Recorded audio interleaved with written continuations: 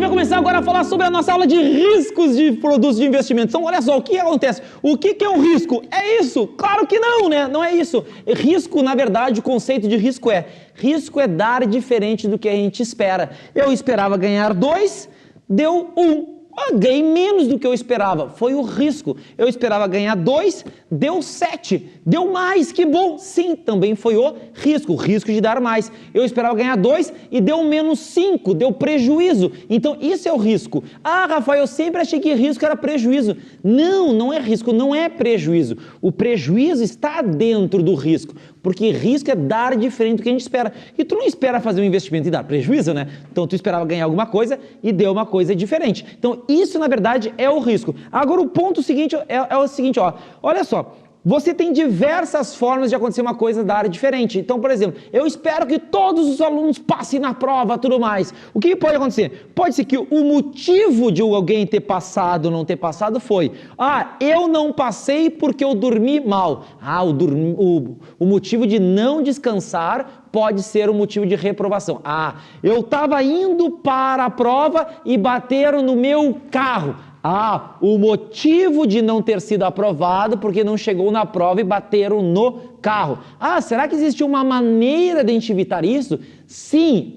Ir de aplicativo, ir de táxi. E aí ele elimina esse aí. Então, a ideia de dar diferente, de dar mais ou dar menos, é analisar agora cada tipo de risco. E que riscos são esses, né? O primeiro risco que a gente vai falar, né? A gente vai chamar um risco chamado de risco total, que são todos os riscos, tá? Total. E o que acontece nesse risco total que a gente está falando? A gente vai desmembrar esse risco total em 2 caras. Em 2 caras, exato.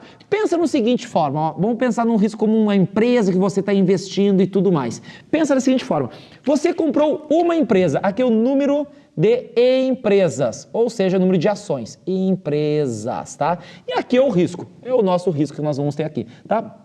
Ou seja, esse cara vai ser o risco total que nós temos. Você comprou uma empresa só, pegou aqui uma empresinha só, tu vai estar aqui em cima o teu risco, aqui ó, bem bonitinho, tá? E aí vamos dizer que tu é sócio dessa empresa e tudo mais, tá bem legal, e essa empresa aqui, a empresa A, ela faturou 100 reais, 100, né? Só que aí, essa empresinha que você faturou 100 reais, o que aconteceu com ela? Ela vendeu carne estragada. Vendeu. E aí as pessoas disseram assim: não sei o que, eu não vou mais comprar isso, né? E aí essa empresa que faturava 100 mil, 100 milhões, 100 trilhões, tudo mais, ela começou a fazer o quê? Começou a faturar apenas 90. O que foi isso? Foi um prejuízo de 10%. Foi por ela ter vendido carne estragada, ela perdeu 10%. Beleza, entendi. Agora o que aconteceu? Esses 10 reais que você está perdendo aqui, esses 10%, 10 milhões no faturamento, ele desapareceu da sociedade? Não, ele não desapareceu. Se você comprava carne no supermercado A, o que aconteceu? Você agora vai para o supermercado B comprar carne. E esse dinheiro vai ser teletransportado para uma outra empresa. Uma empresa que a gente vai chamar agora de empresa B. Agora imagina que essa empresa B, antes de vender essa carne estragada da empresa A, ela também faturava 100. O que acontece se esses 10 foram teletransportados para a empresa B? A empresa B agora no segundo cenário, ela ganhou 10 e agora ela está vendendo 110. Olha só que legal, se tu fosse dono das 2 empresas e isso fosse um monopólio, né, que você tivesse, o que aconteceria? Você faturava 200, somava as 2, mas agora quando perdeu 90 numa empresa, esses outros 10 foi para outra empresa. Você continua faturando 200, provando o quê? Provando que quando você não coloca todos os ovos numa cesta só, você diminui o seu risco. Então, a partir desse momento que nós temos 2 empresas agora, o risco vai ser para cima ou vai ser para baixo? Eu acabei de ver, vai ser para baixo, vai ser bem por aqui assim, diminuiu o nosso riscozinho. Beleza, lindo. Só que o que pode acontecer? Talvez essas pessoas que compravam carne aqui, elas disseram o seguinte: não, na verdade, este era o motivo para eu agora virar vegano, né? Exatamente, beleza. Então a gente podia fazer o quê? Então talvez nem todo o dinheiro for para outra empresa, para outro supermercado. Talvez somente 7 dinheiros foram para esse cara. E onde foi os outros 3? Para a empresa que vende comida para veganos. E aí vamos dizer que essa empresa de veganos, que é uma empresa C, a Veganos Life, tá? Deve ser um bom nome, né? O que acontece? Tá 100. E aí o que vai acontecer? ela também vai fazer o quê? Vai receber os outros 3. E aí o que aconteceu? Ao invés de aqui ter 110, e até agora 107. Ao invés de ter 100, vai ter 103. Mas olha só que interessante. Se tu tivesse as 3 empresas, fosse dono das 3 empresas, você teria no início do caso, você teria 300 milhões de faturamentos. Só o número 100 que nos importa, 300 de faturamento. Agora, quando você passou no outro caso, perdeu 10, ganhou 7, ganhou 3, deu os mesmos 300. Se você tivesse somente as duas, você ia ter antes 200 e agora ia ter 197. Provando novamente que quanto mais empresas você tem, mais sócios você tem, mais diversifica a sua carteira, menos risco você vai ter. Então, quando a gente tem 3 empresinhas aqui, o que aconteceu? Não caiu o risco? Caiu o risco, caiu o risco. Então tá, então agora tinha 2 empresas que são supermercados e uma empresa de veganos, beleza. Só que o que podia acontecer na verdade? Podia acontecer o seguinte, não só parte dessas pessoas dizerem que não vou deixar de comer carne e tudo mais e para essas empresas de veganos, né? Porque os caras estão vendendo carne. Podia ter uma dessas pessoas dizer o seguinte, eu não aguento mais esse país é só de picareta e tudo mais. Na verdade, eu vou sair do país, eu vou pegar o meu dinheirinho e eu vou comprar neste outro país. Eu vou morar fora, Então, parte desse faturamento aqui, ó, que era 10, que perdeu essa empresa, talvez esta empresinha aqui do meio, aqui, a segunda empresa, fature apenas mais 6 por causa deste caso aqui. E aqui seja 106. Aqui continue os 3. Só que uma empresa do exterior, vamos fazer essa empresa aqui em preto aqui também, uma outra empresa, a empresa D, também faturava 100. E agora ela, por causa deste fato, agora ela fatura 101. 101. Porque subiu R$1. O que eu estou tentando demonstrar aqui? Que o dinheiro não desaparece da economia dessa forma. Ele muda de lugar. E quanto mais empresas, maior a tua diversificação, menor é o teu risco de desaparecer faturamento. Porque o faturamento que importa nas empresas é o lucro de fato na companhia.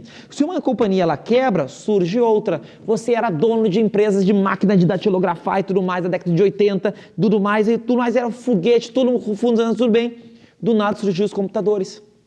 Só que esses computadores não surgiram do nada uma baita de uma empresa dominando o mundo. Ela surgiu uma empresinha numa garagem. E aí você, de repente, você tivesse a possibilidade de comprar aquela empresinha, se a tua grande empresa quebrasse, a outra empresinha, ela ia subir. E aí você conseguir diversificar. Quanto mais ações você tiver, mais empresas, você controlasse todas as empresas do mundo, você não teria esse risco de sumir o dinheiro do teu faturamento, porque sai de um lugar, vai para o outro, sai de um outro, vai para um. E vai acontecendo isso. Que foi o que aconteceu? Você tinha 400 de faturamento e continua com 400 de faturamento. Então, quanto mais empresas você vai adicionando, menor o seu devido risco, até virar infinitas empresas aqui. Então, este aqui é o gráfico que vai fazendo. Então, Rafael, se eu for comprando empresas, um dia se eu comprar todas as empresas do mundo, meu risco é 0? Não. Porque sempre há a possibilidade de vir o quê? Uma pandemia, vir um cometa, destruir a Terra, terceira guerra, quarta guerra, pode acontecer isso.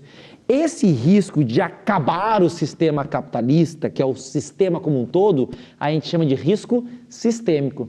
E esse risco sistêmico não tem como eliminar ele. O risco sistêmico não tem como eliminar. Qual o risco que a gente consegue eliminar? O que a gente chama que é o risco não sistêmico, que é o risco específico de uma empresa. É o risco específico de um setor. Então, nós estamos percebendo que as pessoas agora não estão mais tomando refrigerante. O setor dessa indústria de refrigerante está diminuindo o seu faturamento, porque as pessoas começaram a ficar mais saudáveis e o faturamento dessas empresas de refrigerante está indo para um setor mais saudável. Então, ele está sendo teletransportado esse recurso. Quanto mais empresas você tiver, menor seu devido risco. Mas você não vai diminuir o risco total. Então, nós poderíamos fazer um gráfico mais ou menos assim, ó. E aí ele não vai ser eliminado. E aqui com 2 empresas, aqui com 3 empresas, aqui com 4 empresas, e assim ele vai diminuindo. E chega um momento que não adianta adicionar mais e mais empresas, que o benefício não existe. Então o que a gente acaba perceber? Que existe bem aqui uma linha, que ela nunca desapareceu. O que desapareceu foi a distância destes pontos para esta linha. Sempre você viu isso. Essa distância em verde aqui diminuiu. O que é essa distância em verde? O risco específico. Específico diminuiu. Consequentemente, específico. Consequentemente, diminuindo o risco específico, diminuiu o risco total da tua carteira de investimentos. Mas este vermelho aqui, ele não diminuiu, ele sempre continua existindo. E quem é esse vermelho? Esse aqui é o risco do sistema, que a gente chama de risco sistêmico, é o sistema como um todo. Agora, olha só que legal, quando a gente comprou muitas empresas, diminuiu o vermelho? Não, diminuiu o verde. Então, mesmo a gente diversificando a carteira, não diminuiu o vermelho. Então, este risco vermelho é chamado também de risco não diversificável. A gente não consegue diversificar esse. Mesmo diversificando, a gente não consegue diminuir ele. O que a gente consegue diminuir? Este risco específico. Este risco específico aqui, a gente chama de quê? A gente chama esse risco de risco. Se esse é o sistêmico, olha só como eles são criativos. É o não sistêmico. Não sistêmico. Se esse cara é o chamado de risco não diversificável, olha como é que eles são criativos. Esse cara é chamado de risco diversificável. Esse é o cara. Esse é o verdinho que você consegue diminuir. E o que é o risco total? O risco total, ele é a junção do risco diversificável com o não diversificável, o não sistêmico com o não sistêmico, ou o risco diversificável com o sistêmico. Porque é esse jogo de palavras que são sempre cobrados pela gente. São esses caras aqui, ó. O verdinho tem o mesmo nome. Risco específico, risco não sistêmico, risco diversificável, é tudo a mesma coisa. Risco sistêmico, risco não diversificável é a mesma coisa. Então o risco total é a soma do risco diversificável, mais o risco não diversificável, que é chamado de risco sistêmico. E esse cara de cima é chamado de risco não sistêmico. Esses são os caras aqui que tem. Ah, legal, entendi. E quando a gente olha dados, como é que a gente diminui esse cara? É este cara aqui, que a gente consegue diminuir através de um cara chamado de coeficiente de correlação. O que é isso? É o quanto uma empresa é interligada com a outra. Quanto mais houver essa interligação, né, com mais a diversificação possa fazer, o benefício da diversificação, mais a gente vai conseguir diminuir rapidamente esse cara aqui. E o risco total, a gente vê isso aqui pela oscilação das empresas. E é através desse risco total que a gente vai falar o desvio padrão. O desvio padrão, quanto se desvia do padrão, desvia da média, é calculado o risco total de um ativo ou de uma carteira. Agora a gente já entendeu que o risco total vem dali. Agora o risco sistêmico, será que um número que faça isso? Tem. Tem um cara aqui que é chamado de beta. O beta, ele é a mensuração da sensibilidade de um fato sistêmico com uma ação. Olha só, o beta é a sensibilidade de uma ação ou de uma carteira baseado num fato sistêmico. Como assim? É o seguinte, ó, neste ponto que você está muito bem diversificado, aqui, nós temos um cara no Brasil que é uma carteira bem diversificada. Quem é essa carteira? Essa carteira é chamada de Ibovespa. Aí o Ibovespa ele tem mais ou menos 70 ações.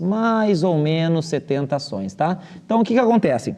Esta carteira do Ibovespa, quando acontece um fato sistêmico, uma pandemia, então, por exemplo, aí o que vai acontecer? A gente vai ter lá, a carteira Ibovespa, ela tem beta igual a 1. Beta igual a 1. A sensibilidade dele é igual a 1. E aí a Bolsa de Valores caiu 30%. 30%.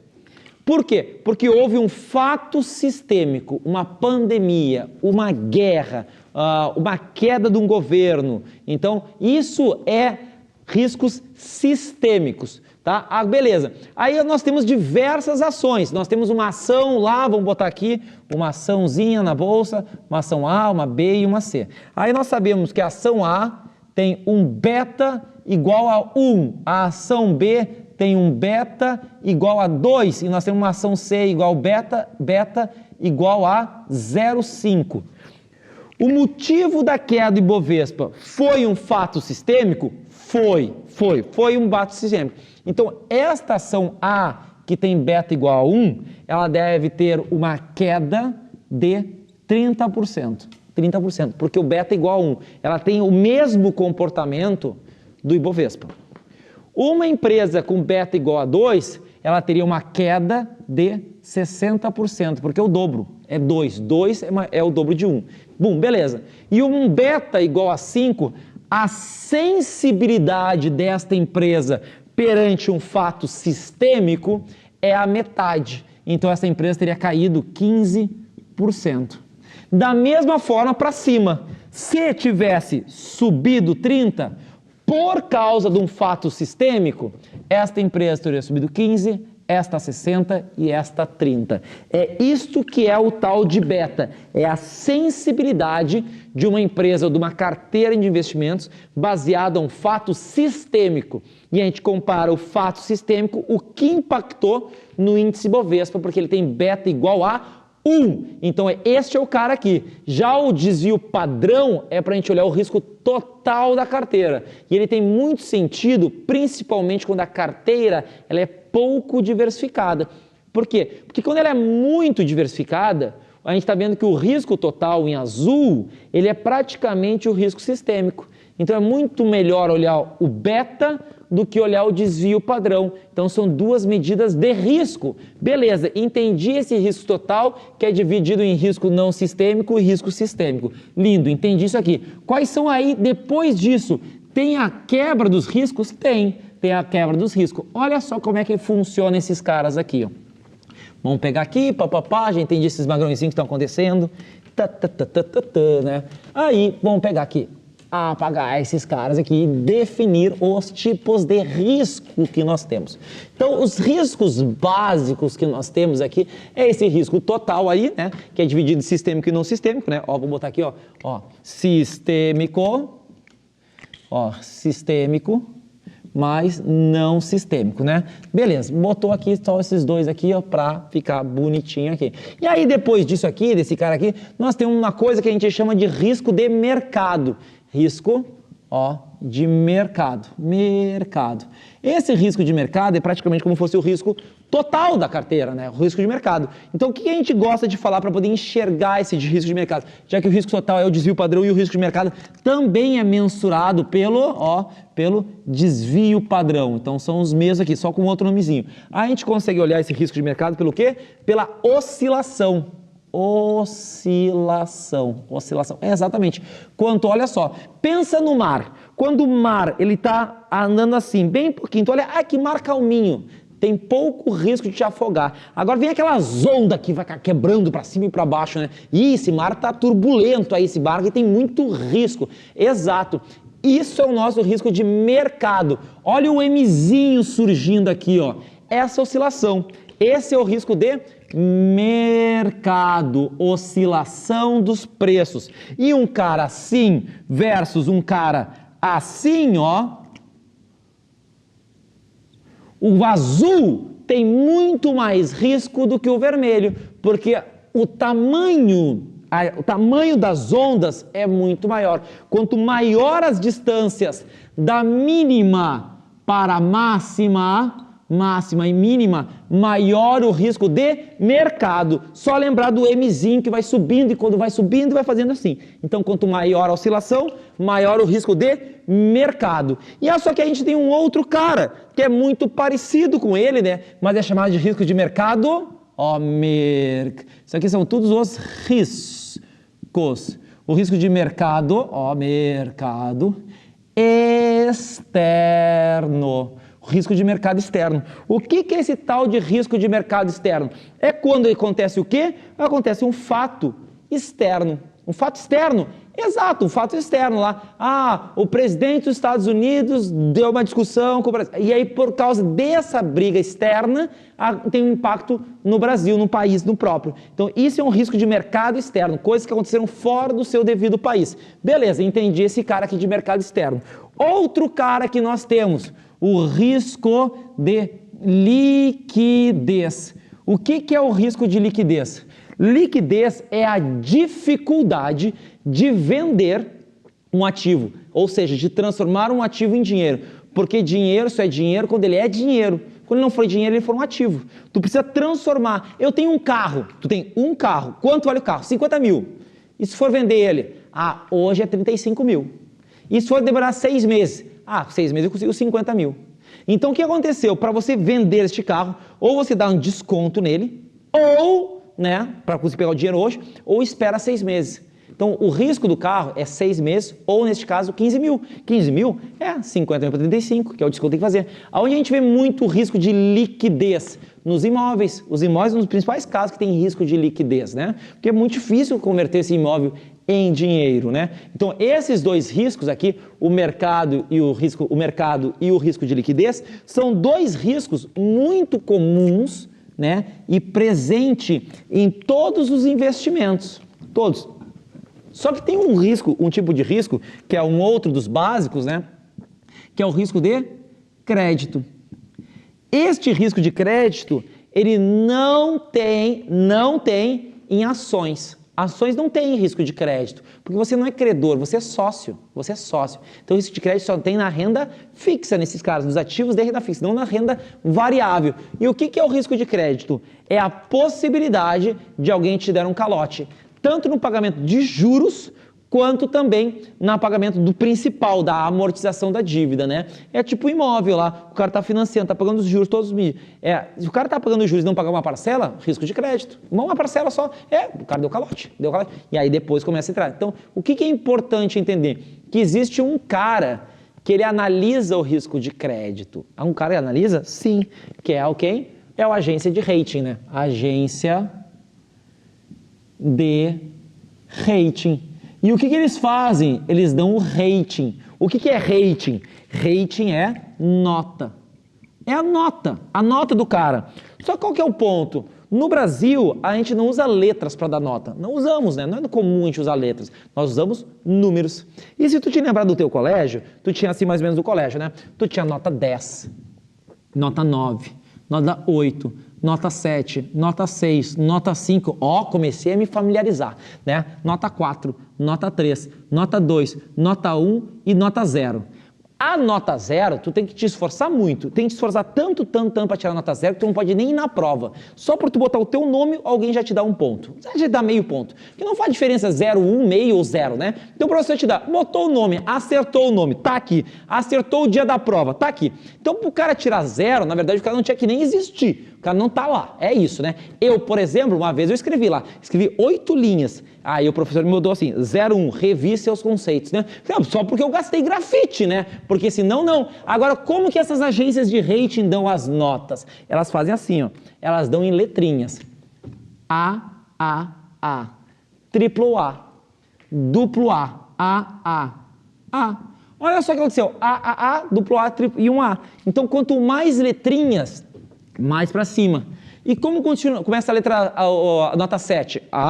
Daí são 3 letrinhas. B. E o que acontece com com o número 6? É só cortar uma letrinha aqui. Então vai ser agora B, depois B, depois C, duplo C, e aqui default, quer dizer que a empresa quebrou. Quebrou, mas ainda existe o CNPJ. Aqui já não existe mais, aqui morreu mesmo, Nota 0, não tem nem o que fazer mais, acabou. Mas por que eu estou dividindo nessas cores? Porque é o seguinte, aqui nós temos os adultos.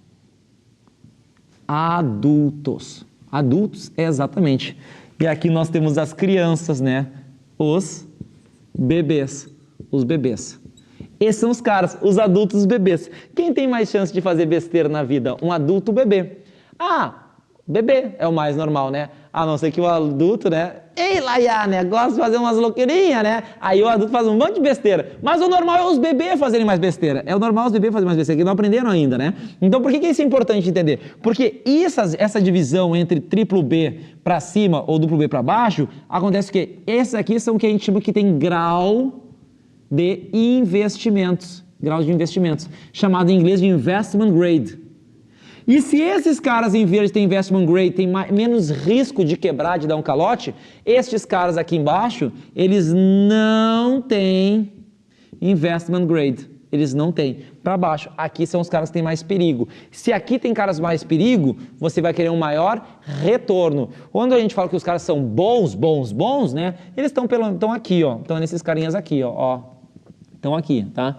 E o cara que é top é esse cara nota 10, né? Esse cara nota 10 é top, topzera, né? Então esse é o cara. Quem que dá isso? A agência de rating, a nota. E aí qual que é o ponto? Vamos dizer que nesta aqui, ó, dívidas, tá? Vamos fazer aqui, notas, tudo mais, né? Aí lançou uma dívida em 2000, ó, vou botar aqui, só para pagar aqui, vou botar aqui o nosso raciocíniozinho bonitinho, né? Aqui é a agência de rating, nós vamos chamar esse cara aqui as notas. Aí em 2018, uma empresa emitiu uma dívida. E essa empresa, ela era nota B. E aí ela disse, para eu emitir nota B, eu vou pagar 10% ao ano. 10% ao ano. Emitiu essa dívida lá. Pum, beleza, bonitinho aqui.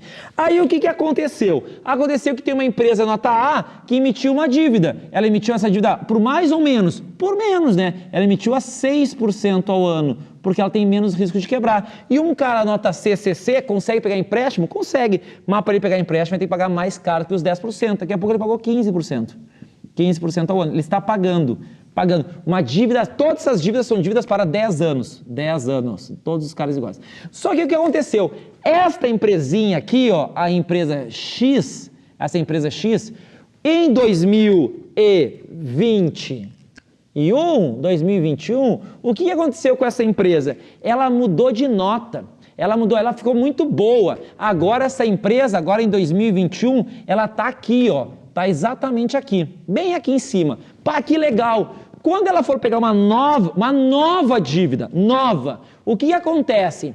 Na nova dívida, ele vai fazer o quê? Olha, como eu tenho nota AAA, eu não quero mais pagar 10% ao ano, eu quero pagar menos, eu quero emitir uma dívida agora por 6% ao ano. E as novas dívidas vão ser emitidas a 6% ao ano. E a antiga? Como fica a antiga? Que continua sendo o mesmo devedor. Só que agora o cara tem lá a nota AAA. Bom para os caras que emprestaram em 2018. Porque eles vão continuar recebendo 10% ao ano nas antigas. E aí o que acontece? A nova é 6, a antiga é 10. Será que essa antiga aí que está recebendo 10% ao ano que está ocorrendo ali, neste caso aqui, o que acontece com ela? Ela é uma dívida melhor ou pior comparada em 2021? Em 2021, tu vai dizer, pô, Rafael, essa dívida aqui é melhor, né? Por quê? Porque o X, ele continua lá. Nas novas, ele paga 10. Nas antigas, ele está pagando quanto? Ele está pagando 10% ao ano na antiga. E aí você tá lá, bonitinho lá, né? Tá bonitinho. Você investiu em 2018 essa empresa. Ainda faltam 8 anos para o cara terminar de pagar toda a dívida. Tem uma coisa muito melhor. Então, quando você tiver essa dívida antiga que subiu a nota de crédito, o que você pode fazer? Você pode vender para um terceiro, né? E você vai querer o mesmo valor? Não. Você vai querer vender essa dívida com um ágio. Por quê? Porque a tua dívida rende 10% ao ano. Aqui a empresa está emitindo nova, rende só 6%. Então, tu pode até falar para o mercado financeiro, ó, mercado financeiro, tá vendo essa minha dívida aqui? Paga 10. Então, na verdade, eles estariam me devendo agora 10 mil reais, mas eu te vendo por 11. Eu vou te vender por mais caro do que eles estão me devendo neste exato momento. Por quê? Porque a partir destes 11, tu vai continuar tendo essa mesma remuneração aqui. E aí você recebe um prêmio por causa disso, porque essa dívida, ela é melhor do que a nova. Toda vez que é uma mudança de rating para cima, por exemplo, as dívidas novas vão ser lançadas com um prêmio menor, mas as dívidas antigas no mercado secundário vai ter um ágio. Elas vão, alguém que quiser comprar de você vai pagar mais caro do que a empresa está devendo.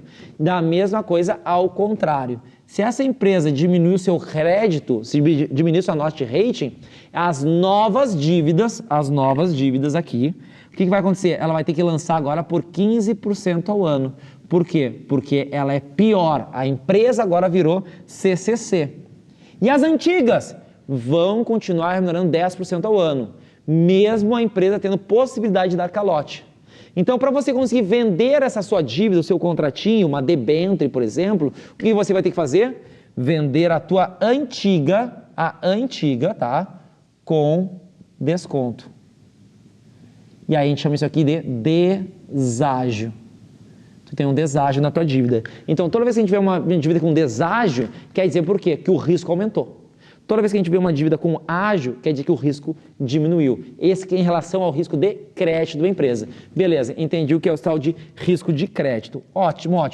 Beleza, mas será que nesse risco de mercado não existe uma outra coisa que possa oscilar os preços? Sim, existe uma coisa. A gente está falando que o risco de mercado são todos os riscos mais ou menos macro, riscos que pode estar numa relação de risco total, de oscilações de preço, de guerras, de pandemias, de impeachments, mas existe um risco dentro do risco de mercado que a gente chama de risco de taxa de juros. O que é esse risco de taxa de juros? Ele ocorre principalmente num cara chamado, títulos de renda fixa pré-fixados. Os pré-fixados têm muito disso, risco de taxa de juros. Por quê? Porque é o seguinte, você foi lá e me pegou, investiu numa pessoa lá, investiu no governo, e aí você investiu num cheque. Tem 2 cheques, tá? Um cheque vai te render lá 10% ao ano, tá? E esse cheque vai te render lá por 5 anos.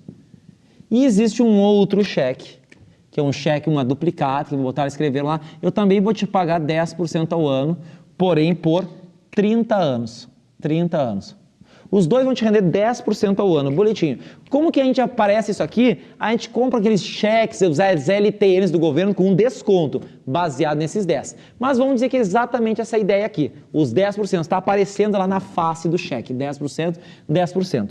Aí por que acontece isso? Porque o governo brasileiro, o que ele fez? Ele estava com a sua Selic lá, a sua Seliczinha bonitinha, a quanto? A 10% ao ano. 10% ao ano. Beleza.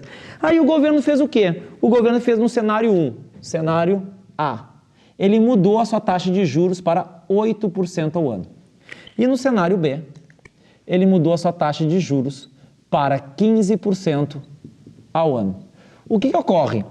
Como esses são títulos pré-fixados, você vai continuar ganhando sempre estes 10. Só que a ideia toda é, você vai ficar mais triste ou mais feliz? E qual é o teu nível de felicidade? Aqui, quando virou no cenário aqui, no cenário de 8%, no cenário A, neste primeiro chequezinho aqui, o que aconteceu? Tu fica mais feliz ou mais triste quando caiu a taxa de juros? Vai ficar super feliz, por quê? Porque você está ganhando 10 do governo, sendo que o governo agora está pagando somente 8. Qual que é o teu nível de felicidade? O meu nível de felicidade é 2%. Porque são 2% a mais que você está ganhando todos os anos. Mas por quantos anos aqui? 5 aninhos. 5 aninhos. Então, a tua satisfação aqui é 2% por ano, em 5 anos, vai ser de 10%. E neste caso aqui, no cenário B, o cenário B também é 2%. No cenário B, não, no cenário A. Cenário A, aqui no segundo cheque. Também é 2%. Mas por quantos anos?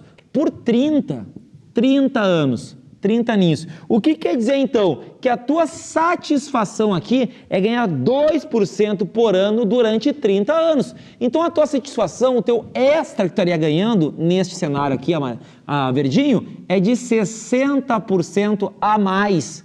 Porque todo vai começar a ganhar 8 e tu continua ganhando 10. Ótimo, entendi. Muito maior a tua satisfação aqui do que aqui. E agora, quando é no cenário B? Cenário B saiu de 10 para 15. Qual é o teu nível? Tu fica feliz ou triste? Pô, Rafael, eu fico triste. Por quê? Porque eu estou ganhando somente 10%. Sendo que todo mundo agora está ganhando 15%. Todo mundo que presta dinheiro para o governo agora ganha 15%.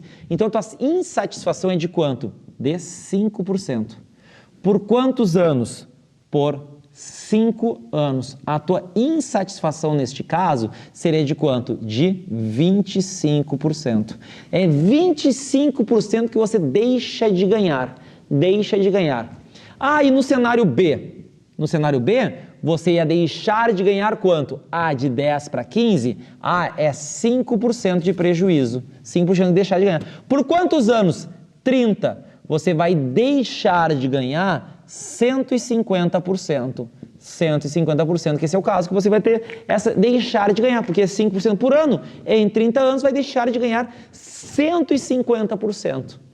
Esses são os dois pontos. Em qual dos dois cenários a gente está enxergando maior insatisfação ou satisfação? Sempre é neste cheque aqui. Sempre neste cheque aqui. Por quê? Se o impacto é o mesmo, é 5 e 5 ou 2 e 2, porque aqui ele é mais longo.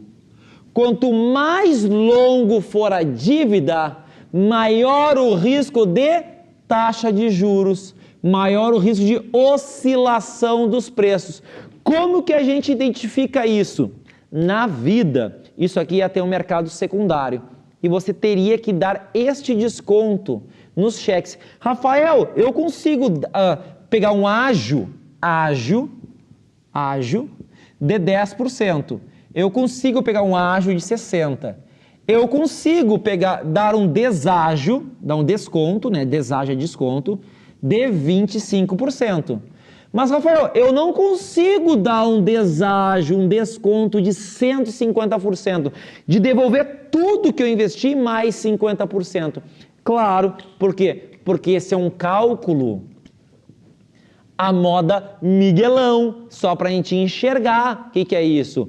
Claro que você não vai dar um desconto de 150%, mas pelo menos dessa forma a gente enxerga que o impacto é muito maior. Você deixa de ganhar 150%. Então a ideia do prazo é essa. Quanto maior o prazo, maior o desconto ou o ágio que você vai ter, baseado nisso. E como que se enxerga isso se você tem 2 cheques desse tipo? Eu tenho 2 cheques? Exato, tem 2 cheques. Você poderia transformar tudo isso em um cheque só.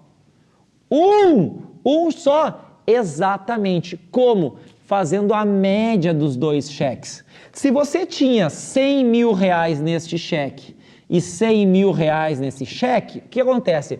O total do seu investimento, o total que você tem é de 200 mil reais. 200 mil reais, tá? Esse é o total que você tem. Então, o que aconteceria? 50% estaria aqui, 50% estaria aqui, e 50% estaria neste prazo aqui. Metade, metade. Somou os dois e dividiu, daria aqui um prazo médio de 17,5 anos. Se fosse os dois, exatamente o mesmo valor financeiro. Tá, Rafael, mas se eu botar aqui 20 mil reais e aqui 180 mil reais, é a mesma coisa? Não, porque o teu cheque, a tua carteira, tem muito mais dinheiro neste cara aqui, muito mais dinheiro nesse cara aqui. Então, eu teria que dizer que aqui não tem 50%, aqui tem agora 90%. E aqui não tem 50%, aqui só tem 10%, porque 20 mil reais de 200 mil é 10%. Ah, então aqui neste caso, nós teríamos não 17% e meio, 17 anos e meio, mas sim nós teríamos neste caso aqui 27 anos e meio de prazo médio prazo médio. Então daria de novo fazer um cálculo Miguelão, um cálculo básico direto, em média ponderada, para demonstrar que quanto maior o prazo médio, maior o risco de taxa de juros. Esse é o cara aqui que a gente consegue entender por que as mudanças na taxa de juros impactam e muito os fundos de investimentos. Por quê? Porque toda vez que o governo mexe na taxa de juros, o que ocorre? Estes cheques, como por exemplo as LTN ou qualquer outro tipo de dívida de renda fixa, que tem um fixo, eles são remarcados a mercado. Então a marcação a mercado impacta desta forma nos fundos de renda fixa o tempo todo. O governo mexeu a taxa de juros para baixo, é bom para os pré-fixados. O governo mudou a taxa de juros para cima, é ruim para os pré-fixados. Ou os títulos híbridos que tem esse cara aqui. Então, uma NTNB, inflação mais fixo, que é 3, 4, 5%. E esses caras também são impactados por causa dessas mudanças do governo na Selic. Esse é o cara. Beleza. Então, o que acontece? Esse é o cálculo Miguelão. Tem um cálculo de verdade, um cálculo que ocorre? Sim. E em vez de a gente chamar de prazo médio, a gente vai fazer um cálculo não pelo prazo médio, mas por um outro cara, chamado de duration. Duration. O que é a duration? É a duration do Rafael? Não. É a do Macaulay Culkin, do filme? Também não. É do duration de Macaulay. A duration de Macaulay, ele corrige o prazo médio. Ele não só leva em consideração o prazo médio, mas ele também leva em consideração o dinheiro no tempo. Então ele faz um cálculo lá um pouco mais robusto para poder chegar na conclusão que este cara aqui, ele é mais próximo, né, levando dinheiro em relação no tempo do que só fazendo isso. Quando a gente faz dessa forma aqui, a gente ignora, a gente diz que o peso é o mesmo. O peso do dinheiro é o mesmo. E a duration Macaulay não faz isso. E qual que é o segundo ponto aqui da duration Macaulay que é interessante? É que quando você tem um cheque, 2 cheques, você faz dessa forma aqui, beleza. Agora, quando a tua carteira de investimentos, um ativo, ele paga juros no meio do caminho, ele está pagando juros lá, o que acontece? Eu devo levar em consideração também o recebimento do dinheiro.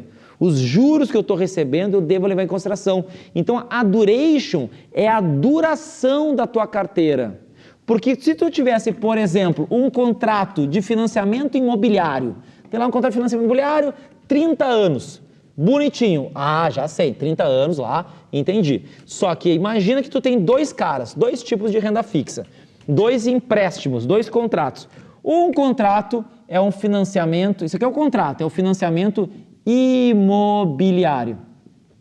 Qual que é o prazo? 30 anos. Beleza, entendi. E aí você tem um cheque. Você também emitiu um cheque para o banco. Também de 30 anos. 30 anos. A pergunta é, se os dois fossem o mesmo valor financeiro, qual dos dois tem mais risco? Pô, Rafael, esse cara aqui tem muito mais risco. Por quê? Porque esse cara aqui eu vou pagando aos poucos. Aos poucos. Sim, sabe por que você vai pagando aos poucos? Porque este cara aqui tem uma coisa que a gente chama de quê? De cupom. Quando se tem o cupom, mesmo que este númerozinho aqui, ó, que é quando vai vencer, vai acabar o contrato, que é exatamente o mesmo que esse aqui, nós chamamos esse cara de quê? Nós chamamos esse cara aqui de maturidade. Então não é a maturidade que nos importa realmente, não é a maturidade de um contrato. Nos importa o que para analisar o risco? A duration. A duration, que é a duração do contrato. E a duration ela é impactada pelo recebimento do cupom.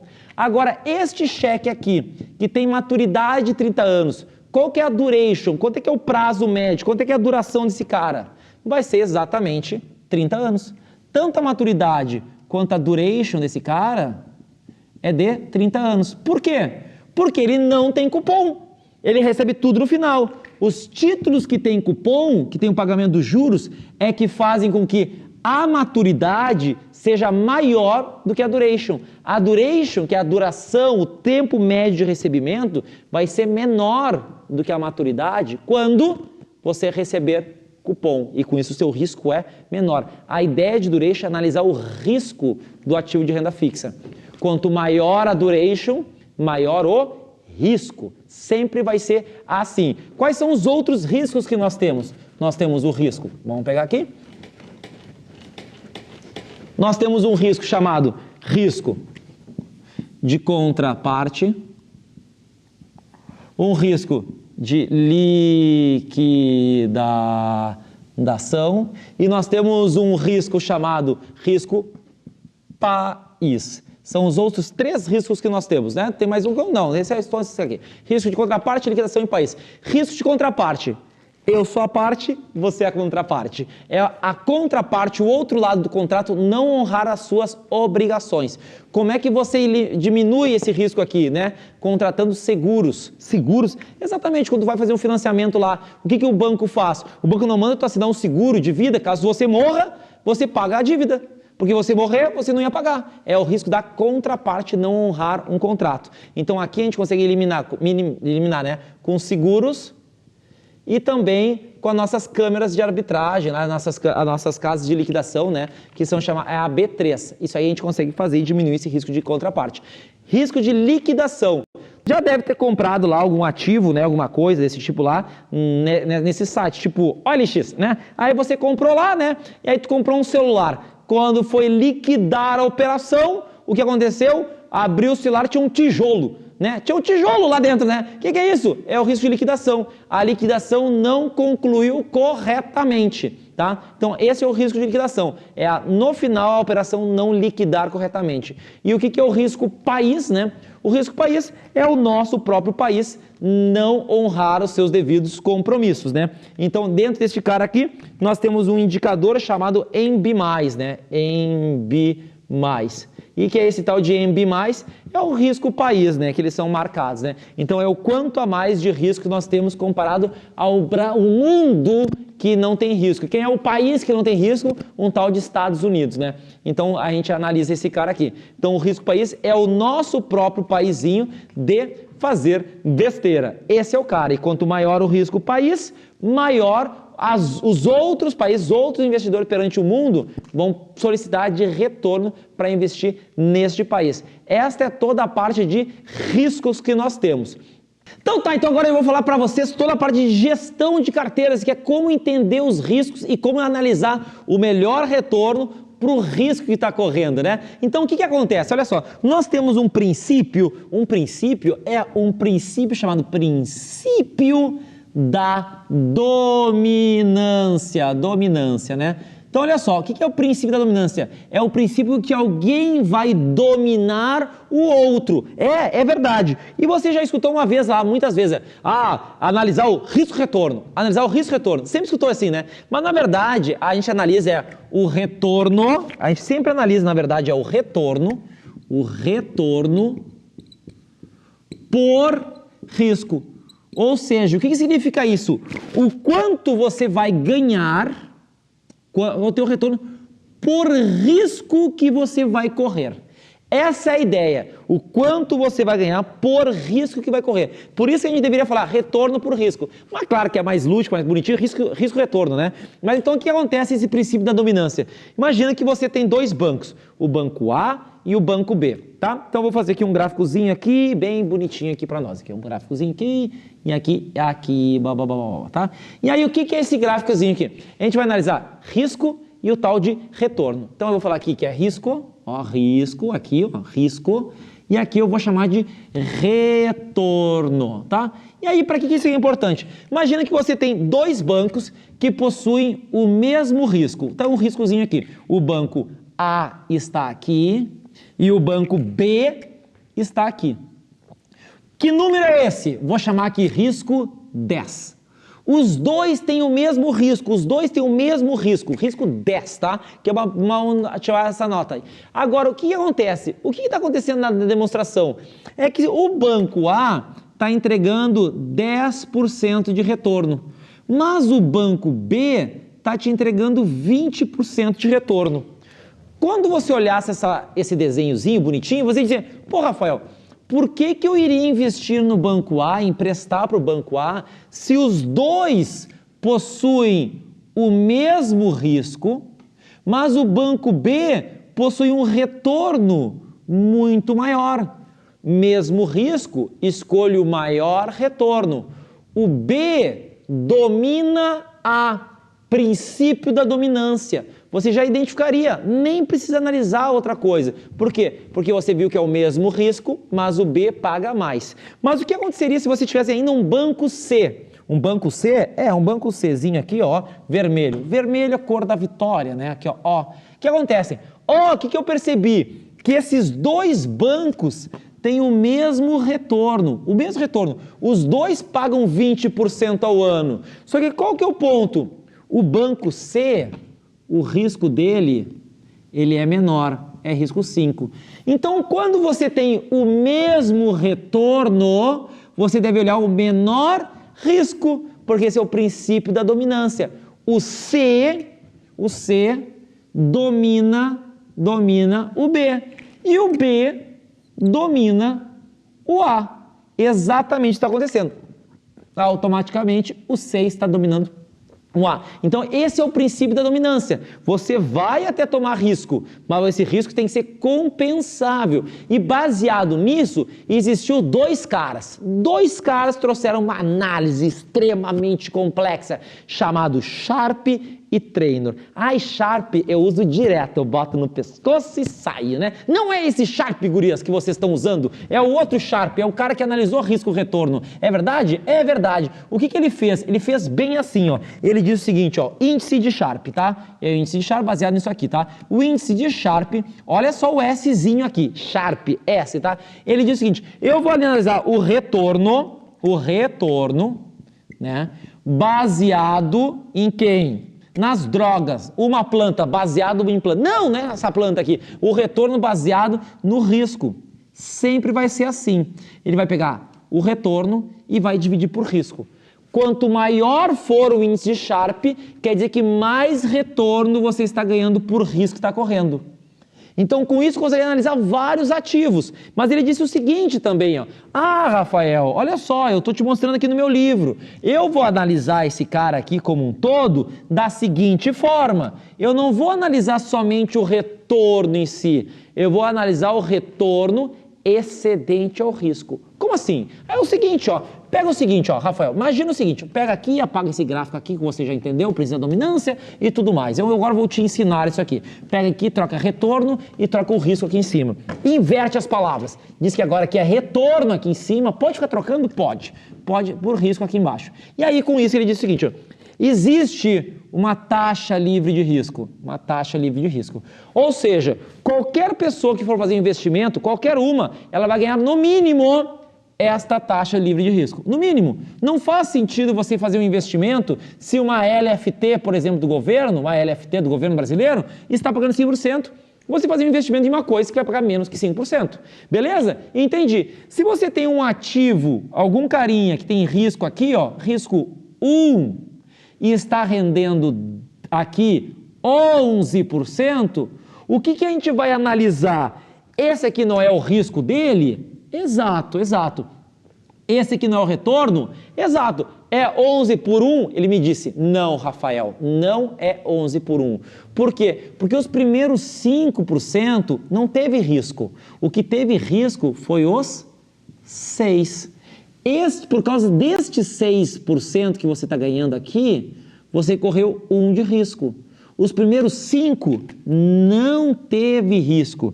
Então, quando a gente for analisar o retorno, a gente não vai analisar o retorno, os 11, nós vamos analisar os 6, porque isso é chamado de retorno excedente ao risco. Retorno excedente ao risco. É o quanto a mais eu estou ganhando fora da parte do risco. Esse é o retorno. Então, essa partezinha aqui, né? Chama de prêmio por risco, né? Tá? Então, excedente, né? Ó, vamos dizer, excedente a taxa livre de risco. Chamado também de prêmio por risco. Este é o cara, esse é o retorno excedente. Então, esse 6zinho que eu vou fazer, agora eu vou dividir por 1. Então, a gente descobriu que o número do índice de Sharpe é 6. Beleza, entendi. Mas que risco é esse, Sharpe? Porque é o seguinte, eu estava estudando lá atrás que nós temos dois tipos de risco. Dois? Exato. Nós temos um risco chamado risco, né, total e nós temos o risco chamado que é o risco sistêmico, né? O risco sistêmico. É isso, né, Sharpe? É isso aí, Rafael. Beleza. Como que a gente analisava o risco sistêmico? Pelo beta, né? Pelo beta que a gente analisava. E por qual indicador a gente analisava o risco total? Ah, pelo desvio padrão. Pelo desvio padrão que a gente analisava o risco total e o sistêmico pelo beta. Sharpe, por qual dos dois você vai analisar o teu risco? Rafael, aonde está a minha letra do nome? Está no desvio, está no S. Então, este carinha, o índice de Sharpe, ele analisa este risco, chamado risco, pelo desvio padrão. O risco que é analisado é pelo desvio padrão. Esse é o cara. Porque vai ter outro cara que vai analisar pelo beta? Vai. Quem? Um tal chamado de índice de Treynor.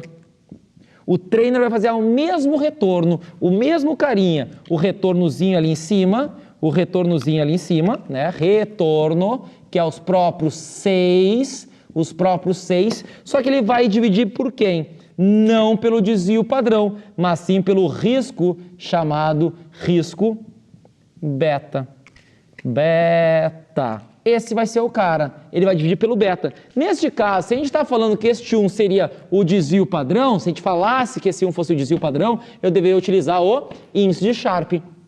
Cara, se a gente falasse que uma carteira tem desvio padrão de 3 e beta igual a 1, o desvio padrão do Sharpe tinha que usar o número 3 e o do Treynor tinha que usar o número 1, porque o Treynor usa o risco sistêmico, o Treynor usa o risco sistêmico, que é o beta. O Sharpe analisou como o risco total dos investimentos e não apenas do risco sistêmico.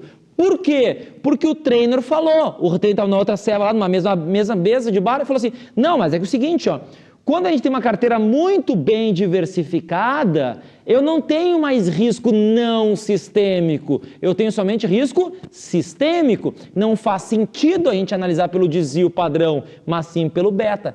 Cada um utiliza um tipo de desvio, mas o retorno é sempre o retorno excedente à taxa livre de risco, chamado de prêmio por risco, e não o risco total. E quanto maior for esse cara, melhor. Porque olha só, nós temos um outro cara, um cara aqui que vai render, por exemplo, aqui 12, porém o seu risco vai ser um risco aqui 12, 5, 13, que nós vamos fazer aqui, o normal aqui é o número 13. E aí ele vai dizer que o risco dele é o risco 8.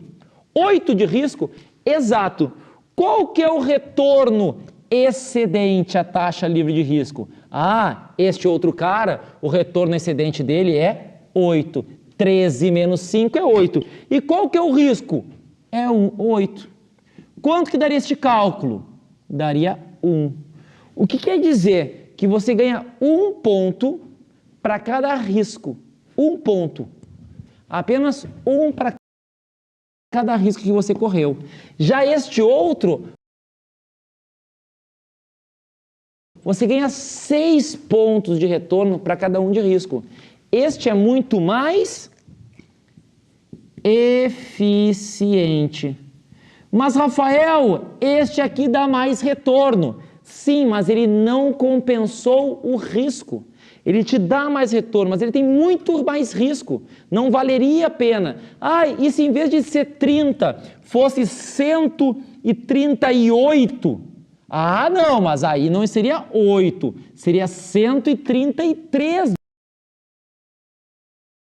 de retorno dividido por 8. E aí daria um monte. Aí valeria a pena. Então a ideia desses dois caras é para ver a eficiência dos fundos de investimentos, a eficiência das carteiras, para ver se está compensando o risco que está tomando pelo retorno que você está tendo. E com isso ele consegue comparar riscos diferentes, ativos diferentes. O que é importante decorar? Que o Sharpe de S vai ser sempre com o desvio padrão. E o Trainor de T vai ser sempre com o beta. São dois indicadores que quanto maior o número, melhor. Maior o número, melhor. Entendi. Só que os caras falam assim, no futuro a gente pode pegar o Sharpe e fazer um Sharpe modificado, que em vez de descontar a taxa livre de risco, é descontar o benchmark, o CDI, o Ibovespa e tudo mais. Mas é um cara tão utilizado assim. O que é depois disso, que agora que eu entendi o que é esse princípio da dominância, o retorno por risco? É analisar como fazer a gestão do risco. E para isso nós temos alguns indicadores para risco. Quais são eles? São esses caras aqui. Esse cara aqui que a gente falou é para ver o retorno, o retornozinho bonitinho. E aí, para ver a gestão de risco, vai ser assim que a gente vai ver. Ó. Paga. Vai ser esses caras aqui. Os indicadores para risco vai ser um cara chamado de VAR. E não é o mesmo de VAR de variância, tá? Esse VAR significa o quê? Ó, Value at Risk. Rafael, não fiz inglês. Valor em risco. Nós temos um outro cara chamado de Stress Test. Esse eu conheço, estou sempre estressado. Então é melhor te tratar, porque não deveria estar estressado. Droga, não deveria ser feito isso aqui, tá? Qual é o outro cara que nós temos? Nós temos um cara chamado Backtesting. Backtesting. Nós temos um cara chamado Stop Loss. Nós temos um cara chamado Track and Error e um outro cara chamado Erro Quadrado Médio. São todos os carinhas que nós temos aqui para a gente poder analisar. Qual que é o VAR? O que é esse tal de VAR? É o seguinte, ó. Tu deve ter visto já, né? Tu gostando ou não gostando de futebol, tu sabe que é o seguinte, que toda hora, mas toda hora mesmo, o que acontece no futebol? Dúvida! Chama o VAR. É corriqueiro, é cotidiano a galera chamar o VAR. Toda hora os caras chamam o VAR. Pra quê? Porque quando dá uma irregularidade, sai ali do normalzinho ali, né? Saiu do normal, né? Os caras chamam o VAR para ver se estava certo ou se estava errado. Mas é o tempo todo que eles fazem isso. Para que serve esse tal de VAR? Esse VAR aqui para nós, que tem mais ou menos esse conceito, que é? É o valor em risco, dinheiro em risco que você aceita perder. É verdade. Você vai entender o seguinte, ó, olha, baseado na minha carteira de investimentos, eu vou dizer qual o valor que eu vou aceitar perder. Só que isso vai depender do tamanho da tua carteira. Você aceita perder quanto dinheiro em uma semana? R$100. E se você fosse perder em um ano? Não, em um ano eu aceito perder mais, né? Aceito perder mais, por quê? Porque é um prazo muito maior, né? Agora, em um dia perder todo o meu patrimônio, mas tem que ter feito muita besteira. Em um ano fazer, um ano, beleza, até poderia acontecer alguma coisa desse tipo. Então, o tamanho da carteira e o prazo são importantes. Se você ficar comprando um monte de ações ruins, ações que podem ter uma possibilidade muito grande de perder, você aceitaria perder muito mais do que você colocasse tudo em poupança. Porque poupança não é para ter risco, nem rentabilidade, mas nessas outras ações sim. Então, o risco, né, também é importante. Mas isso aqui é é uma certeza, é uma probabilidade de quanto você saberia perder. Então, quanto maior a certeza você vai ter, também mais você aceitaria perder. Eu tenho 99% de certeza que se eu fizer esse investimento, eu vou perder 10%. Beleza, eu aceito. Agora, se você tem, quantos por cento você acha que vai perder? Eu tenho 50% de confiança que eu vou perder 2%. Quer dizer que a outra metade você não tem a menor ideia do que vai acontecer. Quanto mais você tivesse certeza, mais você aceitaria perder. Porque você tem muitos dados. E é o VAR que fala isso. O VAR lhe diz o quanto de dinheiro você aceita perder. O quanto em dinheiro em risco para perder. Mas qual que é o ponto? Se você aceitasse ter lá 10% de prejuízo em um mês, até 10% eu aceito. E do nada, naquele mês lá, você está sabendo lá, você já está perdendo 15%, você pode dizer o seguinte, opa, eu aceitava perder até 10%. naquele mês, aceitava ali. Por todos os dados que eu tenho, eu aceitaria perder 10%. Por que eu estou perdendo 15%? Porque você não está mais na sua normalidade, já ultrapassou a sua normalidade, ultrapassou o seu cotidiano. Você pode estar entrando num período muito nebuloso. Nebuloso? Exato. E da onde que sai tudo isso? Tinha aquele cara chamado curva de Gauss, que ele fazia bem assim, ó. E aí tinha uma bordinha aqui no canto, que a gente chama de cauda, que a gente diz o seguinte, ó. Isso tudo aqui, eu sei. É a minha normalidade. É o quanto eu aceito perder com certa confiança. Então eu tinha 99% de certeza, por exemplo, que eu ia perder 10%. Por que eu estou perdendo 15%? É porque neste exato momento você não está mais no seu 99%, você está no seu 1%. E é aquele 1% vagabundo, sabe? Aquele lá é aquele cara. Esse é o período que as pessoas estão estressadas. O mercado está estressado. O mercado está passando por alguma coisa que a gente não sabe o que é. O normal é a tua carteira de investimentos perdendo no máximo 10%. Mas pode acontecer alguma coisa que ele faça perder mais. E é quando ele está perdendo mais que a gente diz que o mercado está estressado. E para este 1% aqui, ou 5%, depende da sua confiança, é que existe o estresse, teste. Então, o VAR, ele vai dizer o quanto o seu normal, a normalidade, o cotidiano vai se perder. Já o estresse teste, ele vai demonstrar um estresse para o mercado quando ele está atípico. Aqui é para quando o mercado está atípico. Como, por exemplo, uma pandemia. Quando tiver uma pandemia, não vai ser o VAR que vai te dizer o quanto vai perder, vai ser o estresse teste. O ponto é que, mesmo neste 1% do estresse teste, mudanças, guerra e tudo mais, você não sabe qual é o limite da sua perda. Então, o que a gente diz? O que é feito? Quando você é ultrapassado o seu VAR, o quanto você aceitaria perder, você deveria usar uma ferramenta que quer dizer assim, pare até quando que você... Não é essa música, né? Mas você devia parar as suas perdas, que é chamado de stop loss. Isso aqui é uma ferramenta para parar os prejuízos. Quando que ela deve ser utilizada? Quando o VAR for ultrapassado. Quando essa medida de risco, chamado Value Risk, que é o valor máximo que aceita perder, ele for ultrapassado, o que você deve fazer? Você deve usar essa ferramenta e dizer parar as perdas. Vende todos os ativos para os teus investimentos e deu. Pronto, usou esse cara. Então, o VAR serve para ser o teu prejuízo no teu período cotidiano. O stress test, ele serve para saber as tuas perdas em períodos atípicos, e eles se complementam, o VAR e o stress test, eles não se substituem, se complementam. Quando ultrapassa o VAR, você deveria usar o stop loss. E da onde que você vai saber se esse VAR funciona ou não funciona? Você deveria ter pego dados do passado e ter feito alguns testes para saber o quanto você perderia, através da média, do desvio padrão, tudo dado passado. E você faz um teste do passado, um back teste. Não é um teste do maconheiro, back, por causa disso. É um back teste, back de voltar, testar o passado. E para isso ele serve para quê? Para validar modelos, principalmente de risco. Principalmente modelo de risco. É o backtest.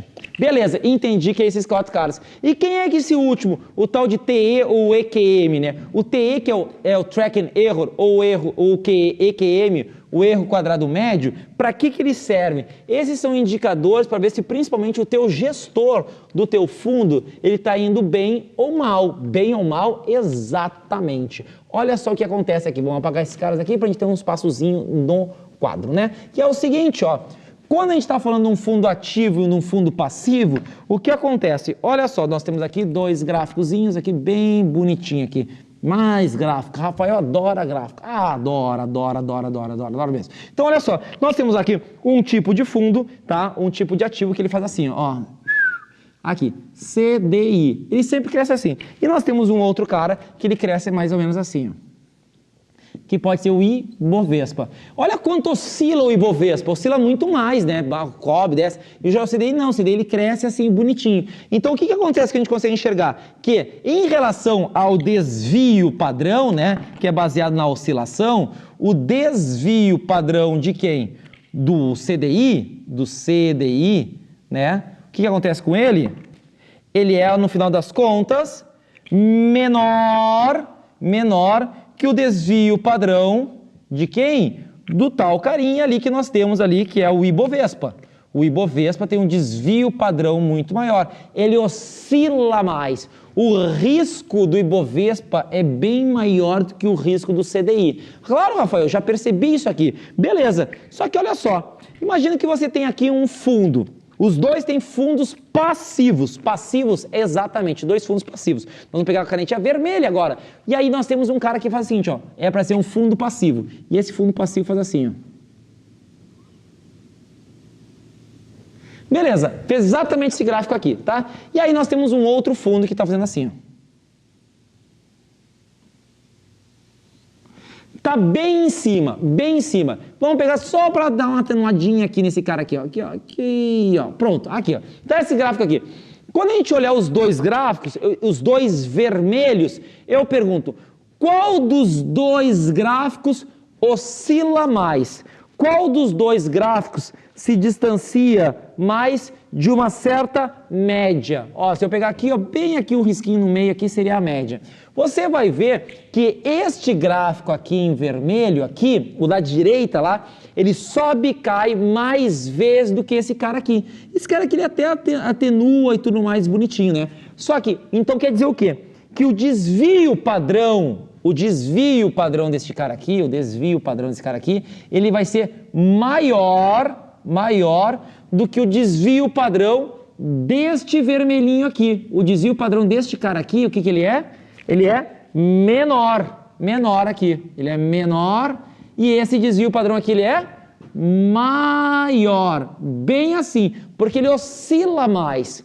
Ou seja, o risco deste vermelho, ele é maior. E esse aqui tem um risco menor. Beleza, entendi porque aquele cara é praticamente um fundo de ações, esse cara é um fundo de renda fixa aqui que está tentando seguir o CDI. Agora, se eu perguntasse, se os dois, a estratégia do gestor é seguir aquela linha preta, ou a linha azul, ou seguir a linha verde, qual dos dois foi mais fiel à estratégia? Pô, Rafael, esse cara aqui em vermelho, ó, esse carinha aqui em vermelho, ele conseguiu seguir mais, ó. Ele está praticamente em cima. Seguiu mais perfeitamente. Praticamente em cima da linha azul. Esse cara, né, o que aconteceu com ele? Ele se distanciou algumas vezes. Então, o que quer dizer isso? Que o gestor deste lado aqui, o cara que está cuidando do fundo de investimento, ele é pior do que aquele. Porque se a estratégia dos dois era seguir, aquele conseguiu fazer mais a sua estratégia. Ele conseguiu seguir mais aquilo lá, tá? Então, como que a gente consegue enxergar isso? Existe um indicador que faz isso? Sim. Qual o indicador que se chama? Esse indicador se chama Tracking Error. O Tracking Error deste lado aqui é maior do que o Tracking Error deste lado aqui. O Tracking Error não é para dar o risco do fundo. O Tracking Error é para dar o risco de não dar o seu benchmark, que ele não seguir a sua devida estratégia. Isso é o Tracking Error ou o erro quadrado médio. Então, o que ele calcula? Ele calcula as distâncias entre esses caras aqui. E não a distância para a média. Ele calcula a distância entre o benchmark e o seu retorno. E não a distância da média. Com isso, se você quer olhar um indicador para ver qual é mais fiel à estratégia, tem que olhar o tracking error. Quanto mais próximo de zero, mais perfeito ele está seguindo. Quanto mais distante, mais longe da estratégia. Se você quer olhar o risco de oscilação, você deve olhar o desvio padrão. Então não é porque um fundo tem um tracking error muito baixo, quer dizer que tem um risco muito baixo. Ele só tem um risco baixo de não dar o seu devido benchmark. Esse é todo o nosso conteúdo da prova, galera.